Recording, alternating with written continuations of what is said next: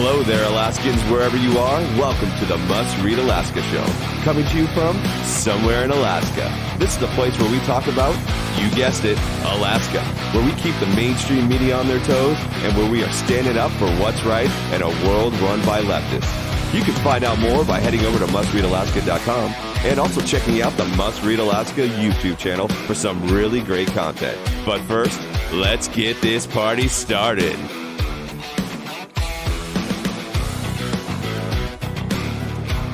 Hey, thank you, Scott. And hello, everybody. Welcome aboard the Must Read Alaska show, coming to you from somewhere in Alaska. And I am back in Anchorage this week. We're at the place here for the conservative news and content that you want, where we're standing up for a very strong America and a strong Alaska. And we're always in your corner fighting for your rights as an American. So thank you for joining us today. You can find us on mustreadalaska.com, our website, on Facebook, Instagram, Twitter, LinkedIn. We've got a site on MeWe, which is a social media that I particularly love. Parler, we're still there. YouTube, Rumble, and a whole bunch of other sites that keep popping up. I think we're now on the Getter site, which is the latest one. And thank you, John Quick, for posting that for us.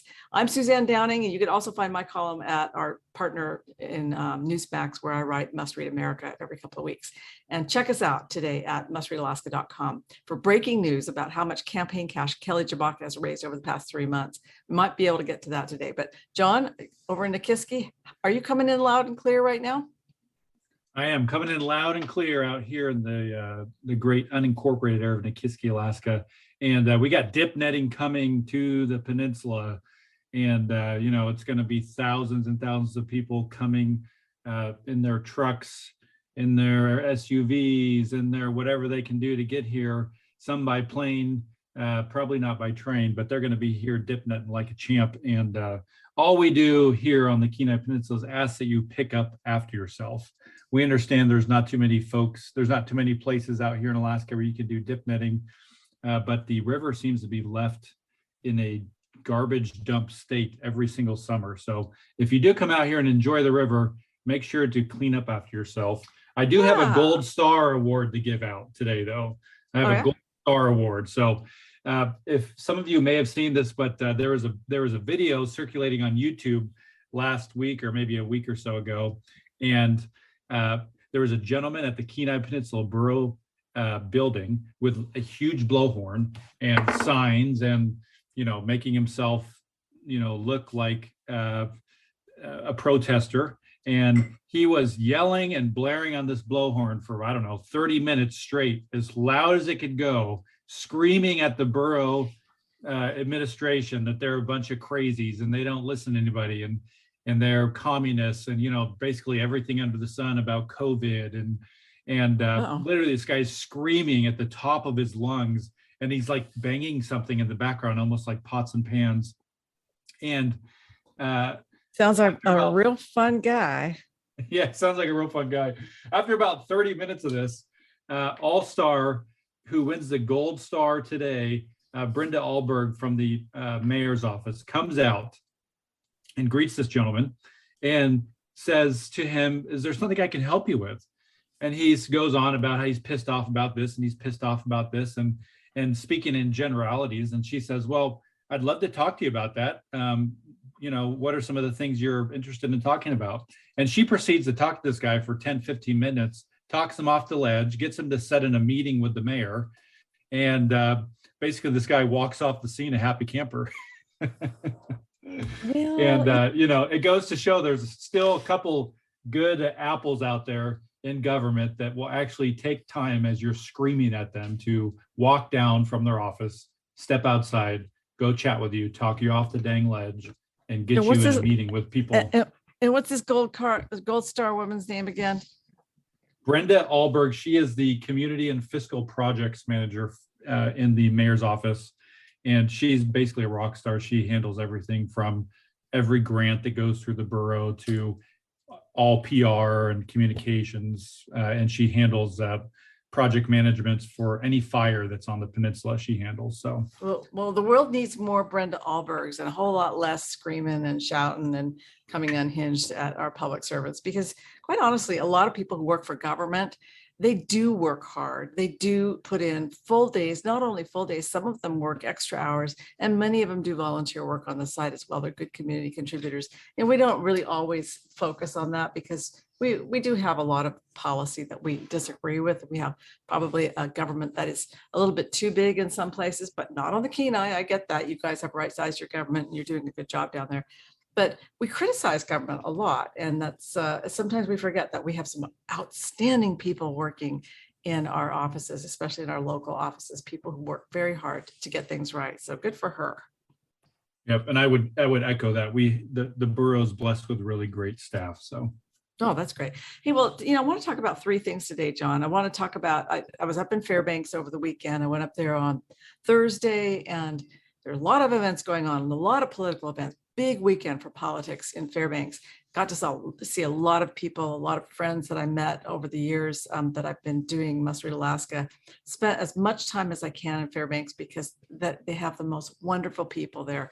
And so I arrived on Thursday, and on Friday noon, I went to the Republican luncheon, which used to be at Denny's. It was always at Denny's, and they moved it over to the Westmark because of, well, I think they did it because of COVID, actually, because they're trying to, space people out a little bit more. So they have it at the Westmark now, and that works out just fine too. They've got good parking, and there's no problem there.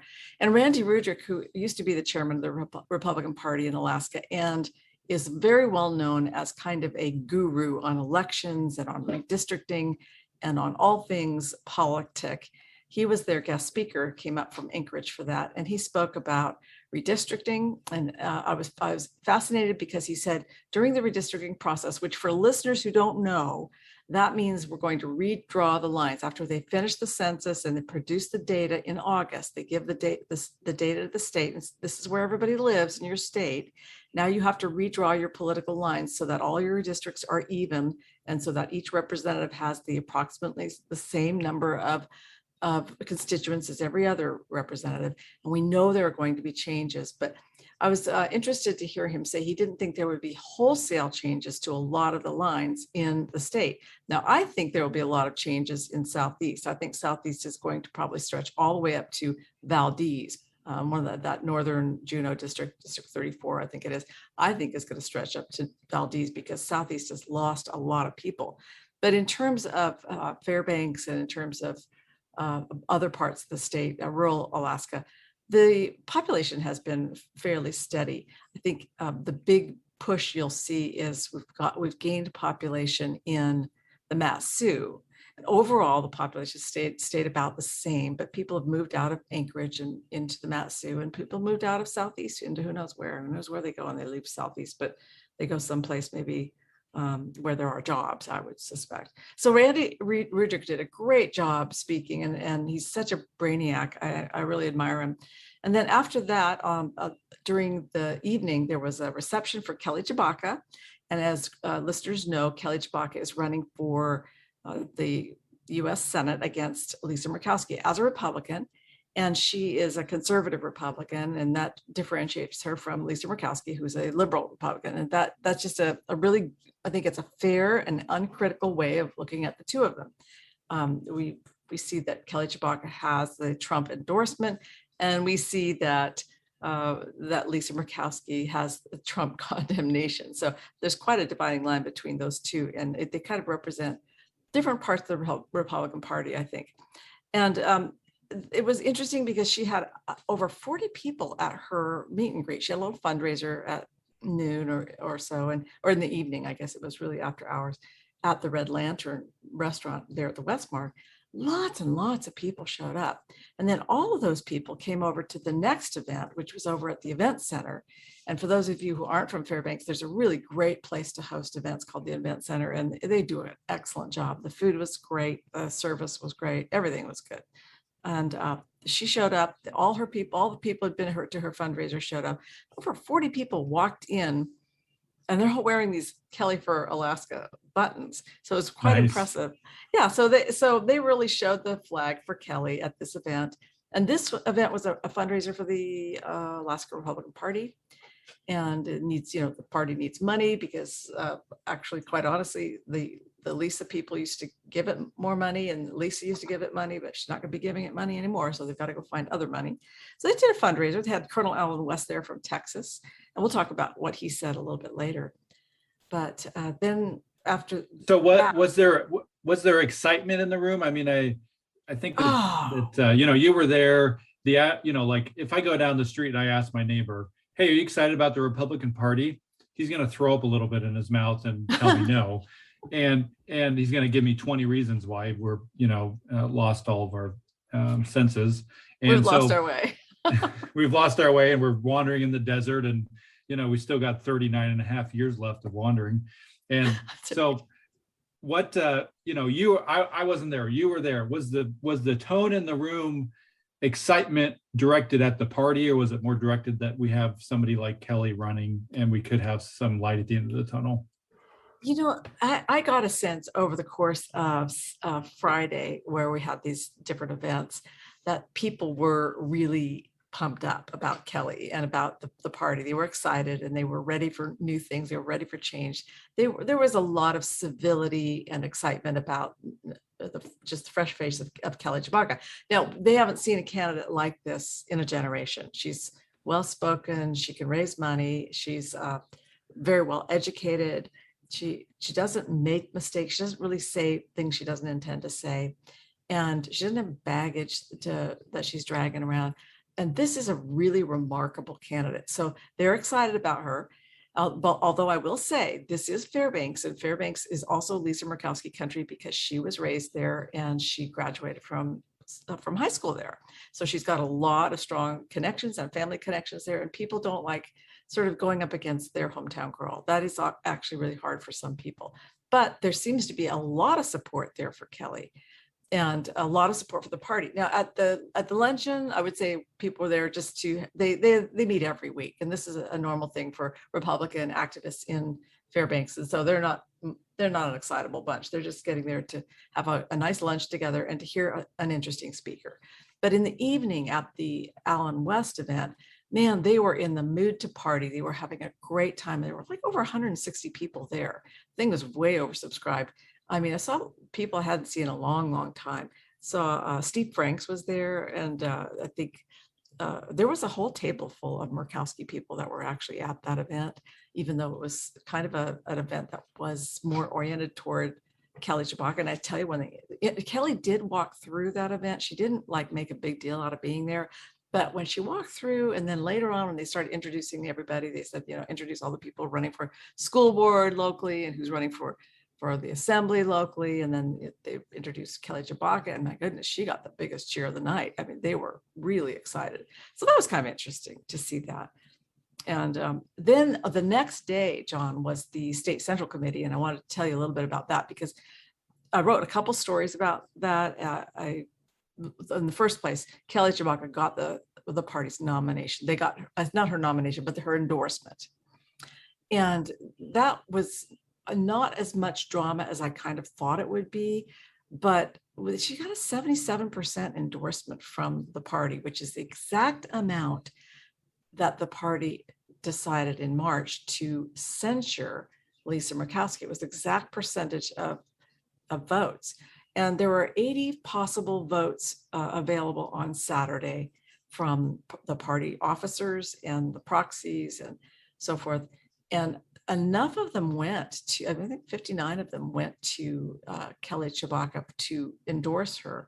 And then others did not. And I will say that there is a group in the party that is really doesn't feel like they have enough information about Kelly, or feels that she might be too far right. And they like Lisa because Lisa's got seniority, and they're really upset, worried about upsetting the apple cart, right? Yeah. I think you're gonna, if and when Kelly wins, you're gonna upset the apple cart because, like Senator Murkowski or not, she wields an exorbitant amount of power in the Senate that most of us don't realize. That the Democrats want her, the Republicans want her, everybody wants her vote, and we're going to be back to a freshman senator situation, and that is just a rocky, bumpy first couple years, probably.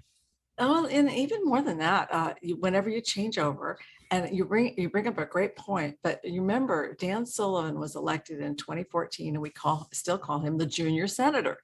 And it's just, I always cringe when I say that, because for me, he feels like a senior senator, because in many ways, he's bringing a lot more to the table, especially on military affairs and such. And it's also a more dependable vote in terms of conservative issues. But with Lisa, she's been there since 2002. And I'm telling you, she is very, very senior and very, very wise about the ways of the Senate, and knows how to get things done. And she knows what she's going to do. I mean, well, I don't know if she knows what she's going to do. Sometimes I think she doesn't know what she's going to do, and she sort of muddles around for a long time and then finally figures it out. But she is not inexperienced. And so it takes a long time to build up seniority. Yeah, it's going to be a downright, street brawl here this election. It's going to be. Oh yeah. If people thought the last campaign cycle was bad, just wait. It's going to be a knockdown, drag out, punching people in the throat and in the face and knocking out teeth, and it is going to be nuts. Lisa Murkowski, like her or not, she is one smart person. Well, and yeah. She is not a force to be reckoned. She is a force to be reckoned with getting elected, staying elected, and doing things that she's done and still keep on getting elected. I think she was the first ever in the history of the Senate to, excuse me, Scott. Okay. Well, hit that mute button. I'm the one who always does that. Hey, but it was interesting because I think there were 59 votes to endorse Kelly Tshibaka, and there really is no other viable candidate coming up, and we don't see it anywhere. And nobody's sort of rising up saying, "Hey, I'm thinking I'm going to run." We don't see that. So Kelly Tshibaka is that person, and the 59 people out of the 80 decided to vote to endorse her. But there were a couple people in the restroom that during that vote, they didn't realize the vote was being taken so soon. They popped out into the restroom that would have voted to endorse her. So her actual net support from the party was more like 79% rather than 77%. And then it was really also very interesting because I noticed there were some people in that room. I know one district chair who was at the meeting and was supposed to vote to endorse Kelly Tshibaka, but this person is a Lisa Murkowski person, and this person did not stand to endorse Kelly Tshibaka, and she didn't stand to not endorse her either. She just didn't vote. So you had a few people, about 5 people, who just didn't vote, and some of them left the room. A couple of the votes for against the endorsement, one of them, for instance, came from Lisa Murkowski's proxies, because Lisa did send her Leila Kimbrell, who's her state director, went as her proxy.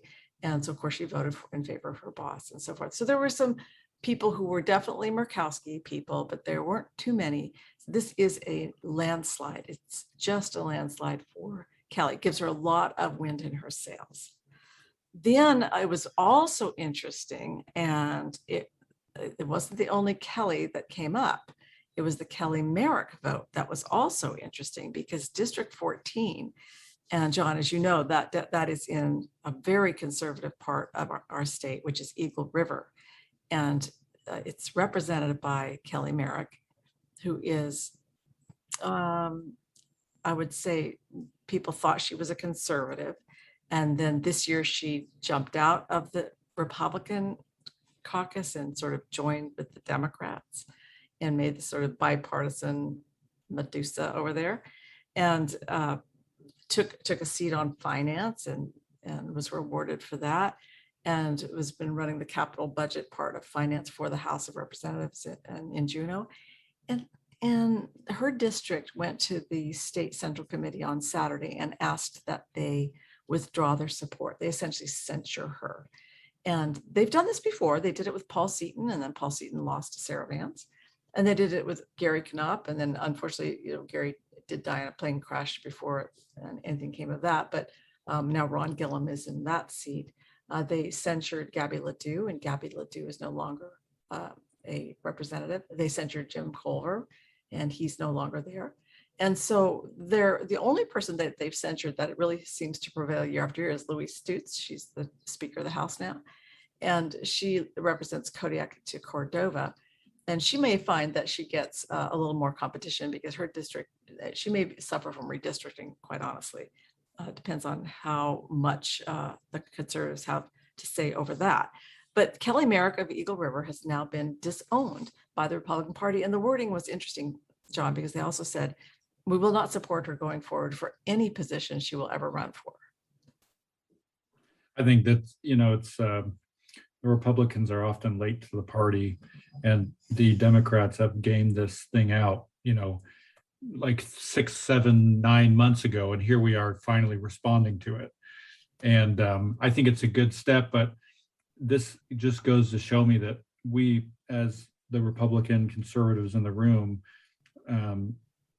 we've got to think more than 5 steps down the road, because the Democrats are already thinking about how to pick off people from next year. They're already thinking about, how do we get this person or that person to come join our bipartisan group so that we can have the amount of votes and make everybody feel good. But really all we want to do is get everybody to vote the way we want them to vote. And so this goes to show that you will be accountable also, because Kelly ran on one thing and then did literally the complete opposite when she got there. And if you do that, there is consequences. If you fail to make good on what your word was to your district, there will be consequences. I think there will be in this case. I don't think Kelly can win again. The Republican Party does face the ranked choice voting problem, but so do the Democrats. But I think that in this case, she obviously brings all of the union money with her, and Joey Merrick, her husband, head of the laborers, and he runs independent expenditure groups against Republicans all the time, and people had to kind of forgive her for that. You're not your fault that you're married to the labor boss who runs all kinds of political groups against the rest of us Republicans. It's just, that's Joey and you are you. But now she's shown her true colors, and I think that that's going to be hard for her to run on. And if she had any idea that she might want to run for the U.S. House, I think the feeling was that she wanted to run for Don Young's seat. That's going to be a little bit more difficult for her at this point if she doesn't even have the support of her own district. So I think that was an interesting move, because this came up from the district level. They came to the state central committee and said, we are asking you to censure our own House representative. And so then, that did occur, and it was a very overwhelming vote. I can't remember the exact number, but it was overwhelming. But I will say this in closing about the state central committee. It is a place where a lot of drama usually occurs. You go in it with trepidation, knot in your stomach, thinking that the activists of the party are going to all be at each other's throats, because these are people who care about issues, and they're there to debate. And sometimes, of course, people do get wound up, like your guy there in Kenai, who was making a scene. But in this case, it was very calm. It was very respectful. You had people who felt strongly for Murkowski, but they were losing. 77% were against Murkowski. And those people just, it was very respectful. Same with the Kelly Merrick vote. It went very well. And the whole meeting was, I think, held in a very respectful manner, even though some of the differences were pretty profound. And then before we go, I want to talk about Alan West, because he was the guest speaker, right? He was the guest speaker on Friday night. I want to just circle back on that. Me and Jen Sasaki, we like circling back. He was really good. I must say, I've talked to him before one-on-one. I have never heard him speak in person, but I met him a few years ago in Juneau when he was up on the National Review cruise. And he's a very interesting person. He's thoughtful, he's engaging, he's personable, he's not aloof. And Alan West was a colonel, retired colonel from the Army, and he's like 4th generation veteran, combat veteran, served in Iraq and Afghanistan, that kind of thing. And he was really in West Country when he was up in Fairbanks. They loved him up there. He was a rock star. And when he talks, he just is such a powerful speaker. I kept thinking to myself, this guy has got the Reagan quality of communication. He is a communicator, and he's running for the governorship of Texas, which I think is not maybe that wise, because I don't think that Greg Abbott has done a bad job at. He does. He thinks that his policies on COVID have been ridiculous. He shouldn't have shutdowns. It shouldn't have had mask mandates and shouldn't have closed the schools. And so Alan West has a lot of critiques about him for that. And no, I'd agree with that. But I sort of feel like Alan West has a more presidential quality and that he should really consider running for president because he is that Ronald Reagan kind of communicator. So it was funny because every time he comes to Alaska or anybody from Texas of any note comes to Alaska, Alaskans are always got the same stupid old joke, which is, if you cut Alaska in 3 parts, we'd still be bigger than Texas body law. And they got to be sick of hearing that. We got to come up with some new jokes, people. And so he'd heard that, and he'd heard things about how we know our state song and you guys don't know your state song and all that. And so he got up there and he just belted out the state song of Texas. It's Texas, oh Texas, God bless you, Texas, and keep you brave and strong. And man, he belted it out full force. It was just hilarious. Right into the mic. It was so loud. The guy could hold a tune and everything, and he captivated that audience. And everybody's laughing and having a really good time listening to him talk about. Of course, now he's African American. For those who don't know who Alan West is, really amazing Republican. He was a Republican from the state of Florida, and then he moved to Texas and became the head of the Republican Party there. And then he stepped down from that, and he's running for governor. So that's an interesting trajectory. And he's married to a lovely woman named Angela, who's a CPA and a financial planner, really, really smart gal. So he talked a lot about critical race theory and how wrongheaded it is. And it's always refreshing to hear that because he was just absolutely horrified at what the track and field member Gwen Berry did, but turning her back on the flag, pouting, putting the shirt over her head at the U.S. track and the Olympic track and field trials, and just making a scene of herself on the medal stand, disrespecting the country that she would like to represent. And then he said to everybody, what I'd really like you to do, I'd like you to get a picture of Jesse Owens, who was there at the 1937 Olympics, and Hitler was in the stands there. It was in Berlin, and he stood there and he competed for our country. Our country wasn't perfect, it still isn't perfect, but it was less perfect then. I mean, we had great segregation in the military and all the way through schools and housing and everything, employment. But man, that Jesse Owens stood there and he saluted the flag, and he was loyal to our country.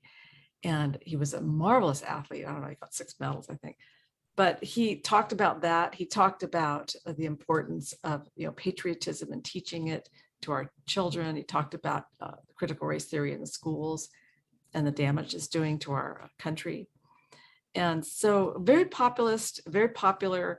And I think that we'd like to have him on our show sometime. What do you think? Do you think you could stand to have him as a guest on our show?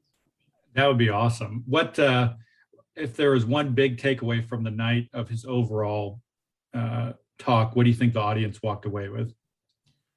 They walked away with the sense that patriotism is so important to restore in America, and that this person who has seen a lot in his life, who grew up in segregated South because he was raised in Georgia, went to segregated schools. There were fountains for Blacks and drinking fountains for whites. He's seen it all. He's not bitter. He's overcome, all of that sort of prejudice that he had to face. And he's a fourth generation soldier to defend our country, recognizing the good in our country, recognizing how far we've come, and to lay down your life for our country. But I think the sense of patriotism and pride. And I tell you, after he got done speaking and the night was over, oh my gosh, people swarmed him, and he was just very popular. Everybody wanted their picture with him, and I took a lot of pictures of people, and they were so pleased to have him there. And I think that people just kind of get to know him. He might be a contender for governor. I think there's a couple other people going to throw their name in the hat against Abbott as well on the Republican side, but he's certainly somebody to watch.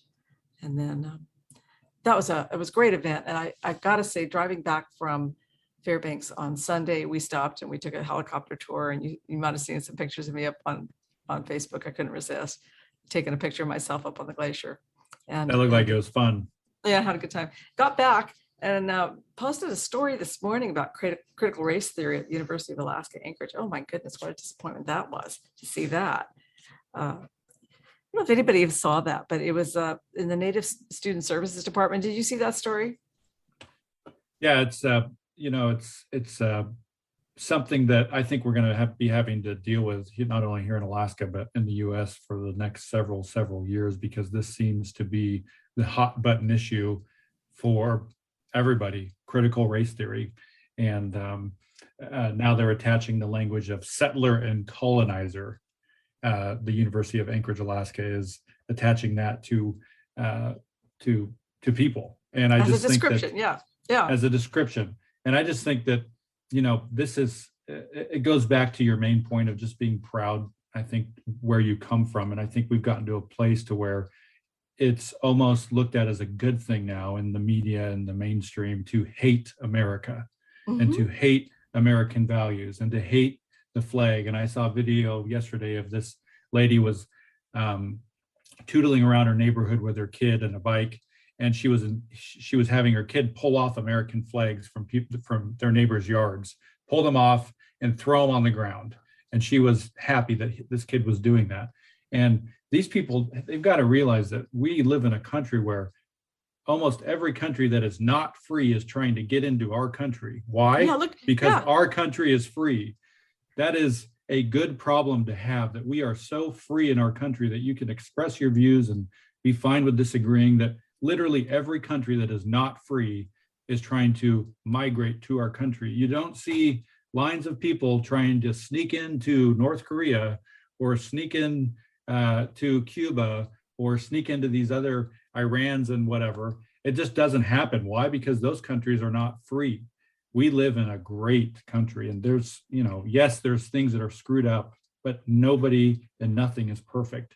And let's make it better instead of constantly having this narrative of hate.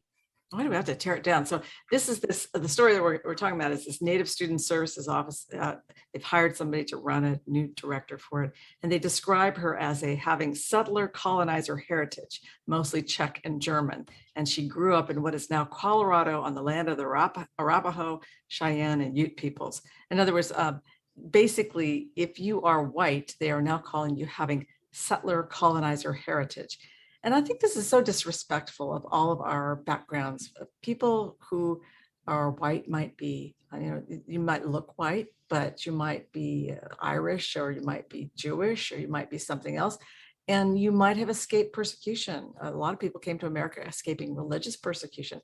People came over from Ireland just to try to survive, just to try to live. People came over from Germany escaping persecution from the Germans because they were Jewish or they were some other heritage. And now that is being called a settler colonizer. And it's very disrespectful of the history of the world. The history of the world is people have moved around all over the place. People came, I guess, over the land bridge through the Bering Sea there, through the Bering Straits. I guess they came over the land bridge and populated this continent and all the way down to South America. I guess that's what happened. It looks like that. And so people moved into areas and they conquered areas. People who were Tlinkits had Haida slaves and Shimshin slaves, and Haidas had slaves. They had slaves long after we abolished slavery. I mean, it's disrespectful of people to call them settler colonizer heritage. It's a disparaging term, and they know it. And I just think it's really disgraceful that the University of Alaska has fallen into this. This is purely critical race theory. I looked it up and I found out Brown University has a curriculum, and in their syllabus, they talk all about the settler colonizer heritage person being you and me, and that is considered a bad thing. We have to sort of look at ourselves as having that original sin. And it's crazy talk, I can tell you. Sad to see it at our very own university. Well, Martin Luther King said it best. I have a dream that my four little children will one day live in a nation where they'll not be judged by the color of their skin, but by the content of their character. And I'm still hopeful for that. I'm not seeing that in the mainstream media, but I still think there's hope for that. Right. Well, we're running out of time, and I wanted to talk about the Bronson's homeless plan, but it looks like we kind of stayed in our Fairbanks vein a little bit too long. But hey, everybody, before we go, in the rest of the week, you can always find us at our newsletter. You can sign up for that on the right-hand side of the page at mustreadalaska.com. And Scott Levesque, our producer, I want to thank you for all you do. I hope you get a show out this week. I know you've been on vacay for a couple of weeks, but we missed you. And if you're a supporter of Must Read Alaska, thank you so much. It makes it possible for us to stand up for what's right in Alaska. And if you would like to support the conservative side of the news in Alaska, that donate button is on the right-hand side waiting for you. And that allows us to stay strong and independent and thoughtful against the big liberal news media. So until next week, I'm signing off from somewhere in Alaska.